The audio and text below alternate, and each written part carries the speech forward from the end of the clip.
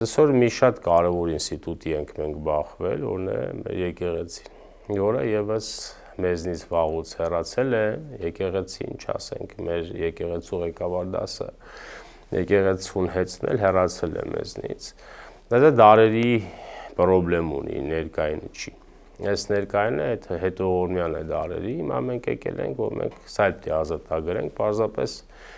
նկատում ենք, որ ինքը շատ ամուր կառույց է, հեշտ չի իրեն արագ մաքրելը, ինքը աշխարհով ինստիտուտներ ունի, չէ՞, մեր եկեղեցիները հայությունը ոնց է,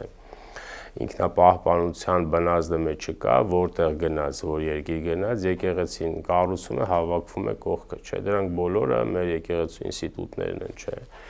Այդտեղ կա իրենց մարդիկ ներդրած են, աղբեր, ընկեր եւ այլն, ինքը շատ փակ կառույց է, պարզում է նաև մաֆիոզ կառույց է դարձել, այն որ գործակալական ցանցն է, էդ էլ հետը գլխավորապես այդ։